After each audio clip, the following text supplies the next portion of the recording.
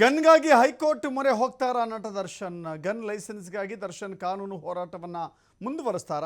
ವಶಕ್ಕೆ ಪಡೆದಿರುವಂಥ ಪಿಸ್ತೂಲನ್ನು ವಾಪಸ್ ಕೊಡಲೇಬೇಕು ಅಂತ ಹೇಳಿ ಪಟ್ಟು ಹಿಡ್ದಂಗೆ ಕಾಣಿಸ್ತಾ ಇದೆ ಕಾಟೇರ.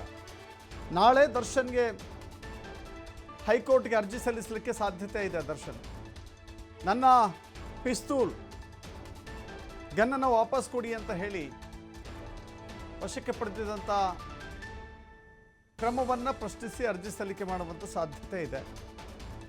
ನಾನು ಸಾಕ್ಷ್ಯಗಳ ಮೇಲೆ ಯಾವುದೇ ರೀತಿ ಪ್ರಭಾವ ಬೀರಿಲ್ಲ. ಷರತ್ತು ಪೂರೈಕೆ ಬಳಿಕ ಕಾನೂನಾತ್ಮಕವಾಗಿ ನಾನು ನಡೆದುಕೊಂಡಿದ್ದೇನೆ. ಪಿಸ್ತೂಲ್ ವಾಪಸ್ ಪಡೆದಿರೋದು ಸರಿಯಲ್ಲ ಅಂತ ಹೇಳಿ ಮೊರೆ ಹೋಗುವಂಥ ಸಾಧ್ಯತೆ ಇದೆ. ನೋಡಿ, ದರ್ಶನ್ ಈಗಾಗಲೇ ರೇಣುಕಾಸ್ವಾಮಿಯ ಕೊಲೆ ಪ್ರಕರಣದಲ್ಲಿ ಎರಡನೇ ಆರೋಪಿ.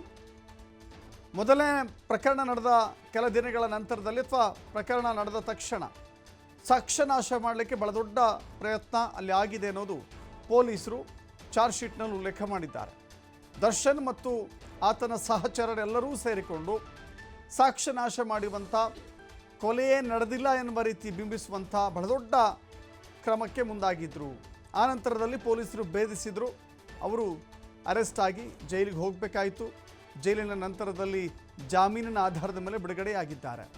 ದರ್ಶನ್ ವಾದ ಮಾಡ್ತಿರೋದೇನು ಅಂತ ಹೇಳಿದ್ರೆ, ನಾನೊಬ್ಬ ಸ್ಟಾರ್ ನಟ, ಅನೇಕ ಕಡೆಗಳಲ್ಲಿ ನಾನು ಹೋಗಬೇಕಾಗತ್ತೆ, ಜನರ ಮಧ್ಯೆ ನಾನು ಇರಬೇಕಾಗತ್ತೆ. ಜನರ ಸುತ್ತಾಡುವಾಗ ಎಲ್ಲ ಜನ ಒಂದೇ ರೀತಿ ಇರೋದಿಲ್ಲ. ಸೊ ಹೀಗಾಗಿ ನನಗೆ ಗನ್ ಬೇಕೇ ಬೇಕು. ಗನ್ ಲೈಸೆನ್ಸನ್ನು ನೀವು ರದ್ದುಪಡಿಸ್ಕೊಂಡಿದ್ದೀರಲ್ಲ ಅಥವಾ ನೀವು ಸೀಸ್ ಮಾಡಿದ್ದೀರಲ್ಲ, ಅದನ್ನು ನನಗೆ ವಾಪಸ್ ಕೊಡಿ ಅನ್ನೋದು. ಜೊತೆಗೆ ದರ್ಶನ್ ವಿಚಾರದಲ್ಲಿ ಪರ ಮತ್ತು ವಿರೋಧ ಚರ್ಚೆಗಳು ಅನೇಕ ಬಾರಿ ನಡೆದಿದ್ದಾವೆ. ಕೊಲೆಯಾದ ಬಳಿಕವಂತೂ ದರ್ಶನ್ ವಿರುದ್ಧ ಅನೇಕ ಜನ ಸಾಕಷ್ಟು ಟೀಕಾ ಪ್ರಹಾರಗಳನ್ನೇ ಮಾಡಿದ್ದಾರೆ. ಜೊತೆಗೆ ಸೋಷಿಯಲ್ ಮೀಡಿಯಾದಲ್ಲಂತೂ ಭಯಂಕರವಾಗಿ ದರ್ಶನ್ ವಿರುದ್ಧದ ಕಮೆಂಟ್ಗಳ ಸುರಿಮಳೆ ಆಗಿತ್ತು. ಅನೇಕರು ಅನೇಕ ರೀತಿ ಮಾತಾಡಿದ್ದಾರೆ. ಆದರೆ ಬೆದರಿಕೆ ಇದೆ ಅನ್ನೋದನ್ನು ಕೂಡ ದರ್ಶನ್ ಹೇಳ್ತಾ ಇದ್ದಾರೆ. ನನಗೆ ಈ ವಿಚಾರದಲ್ಲಿ ಬೆದರಿಕೆ ಇದೆ, ಜೀವ ಬೆದರಿಕೆ ಇದೆ. ನನ್ನ ಆತ್ಮರಕ್ಷಣೆಯ ಕಾರಣಕ್ಕಾಗಿ ನನಗೆ ಗನ್ನನ್ನು ವಾಪಸ್ ಕೊಡಿ. ನಾನು ಜನಗಳ ಮಧ್ಯೆ ಇರಬೇಕಾಗತ್ತೆ. ಆ ಸಂದರ್ಭದಲ್ಲಿ ನನ್ನ ರಕ್ಷಣೆಗೆ ನನಗೆ ಅವಕಾಶ ಕೊಡಿ ಅಂತ ಹೇಳಿ ಮನವಿ ಮಾಡಿಕೊಂಡಿದ್ದರು.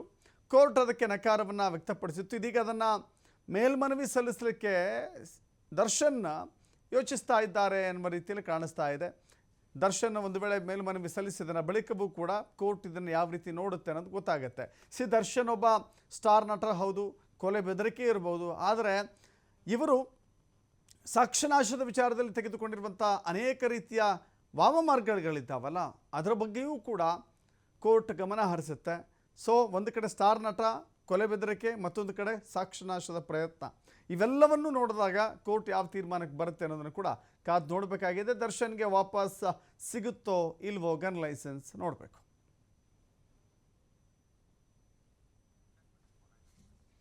ಮತ್ತಷ್ಟು ಮಾಹಿತಿ ನಮ್ಮ ಪ್ರತಿನಿಧಿ ಸಂತೋಷ್ ಪಟೇಲ್ ನೀಡ್ತಾರೆ. ಸಂತೋಷ್, ಗಮನಿಸ್ತಾ ಇದ್ದೀವಿ, ದರ್ಶನ್ ಗನ್ ಲೈಸೆನ್ಸ್ಗಾಗಿ ಮೊರೆ ಹೋಗ್ತಾ ಇದ್ದಾರೆ. ಅದನ್ನು ಮತ್ತೊಂದು ಬಾರಿ ಅದನ್ನು ಮುಂದುವರಿಸುವಂಥ ಪ್ರಯತ್ನ ಮಾಡಬಹುದಾ? ಆದರೆ ಕೋರ್ಟ್ ಇದನ್ನು ಯಾವ ರೀತಿ ಪರಿಗಣಿಸುತ್ತೆ? ಏನೆಲ್ಲ ಲೆಕ್ಕಾಚಾರಗಳು ಕಾಣಿಸ್ತಾ ಇದೆ?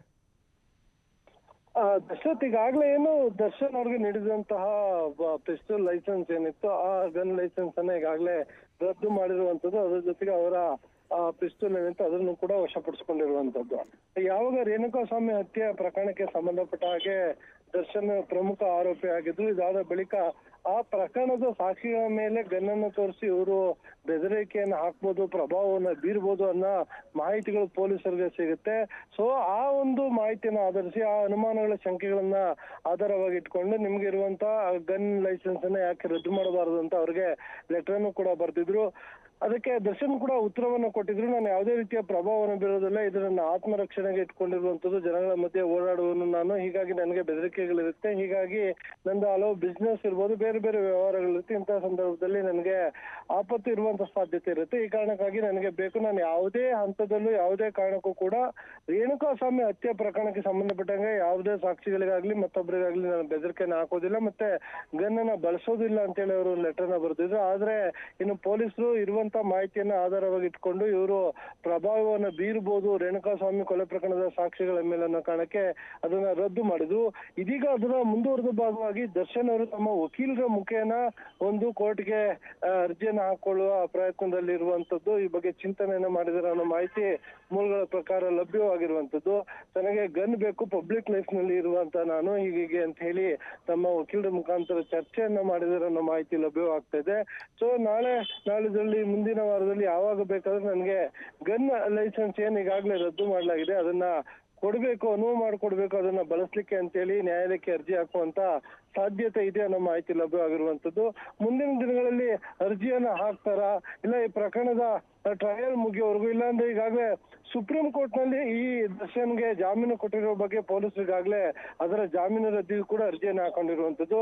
ಆ ಅರ್ಜಿ ಇತ್ಯರ್ಥ ಆಗೋವರೆಗೂ ಕಾಯ್ತಾರ ಅನ್ನೋದನ್ನ ನಾವು ಕಾಯ್ದು ನೋಡ್ಬೇಕಾಗತ್ತೆ Dasharath. Yes, thank you Santosh ನಿಮ್ಮೆಲ್ಲ ಮಾಹಿತಿಗೆ.